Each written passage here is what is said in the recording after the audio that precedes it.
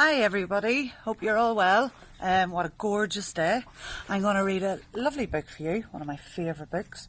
It's called Giraffes Can't Dance. So, Gerald was a tall giraffe whose neck was long and slim, but his knees were awfully bandy and his legs were rather thin.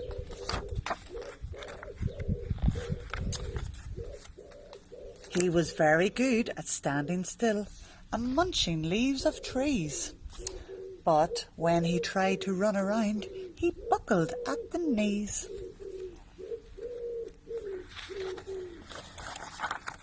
Now, every year in Africa, they hold the jungle dance, where every single animal turns up to skip and prance. And this year, when the day arrived, poor Gerald felt so sad, because when it came to dancing, he was really very bad. The warthogs started waltzing, and the rhinos rock and rolled. The lions danced a tango, which was elegant and bold. The chimps all did a cha-cha with a very Latin feel, and 8 baboons then teamed up for a splendid Scottish reel. Gerald swallowed bravely, and he walked towards the floor, but the lions saw him coming, and they soon began to roar. Hey, look at clumsy Gerald, the animals all laughed. Giraffes can't dance, you silly fool. Oh, Gerald, don't be daft. Gerald simply froze up. He was rooted to the spot. They're right, he thought. I'm useless. Oh, I feel like such a clot. So they crept off from the dance floor and he started walking home. He'd never felt so sad before, so sad and so alone. Then he found a little clearing and he looked up at the sky. The moon can be so beautiful, he whispered with a sigh. Excuse me, coughed a cricket who'd seen Gerald earlier on, but sometimes when you're different, you just need a different song.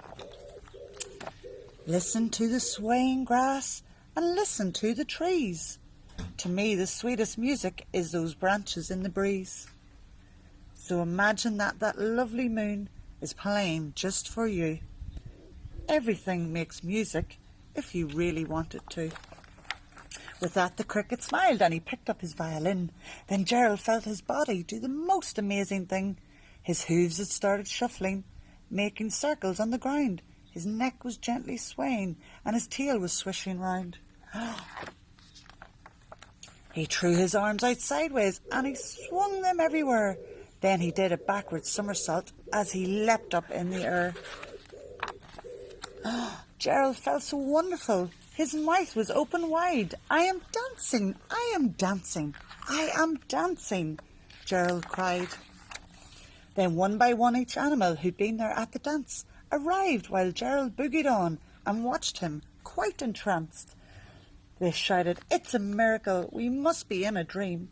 Gerald's the best dancer that we have ever seen." "How is it you can dance like that? Please, Gerald, tell us how." But Gerald simply twizzled round and finished with a bow. Then he raised his head and looked up at the moon and stars above. "We all can dance," he said, "when we find the music that we love." The end. Bye-bye, everybody.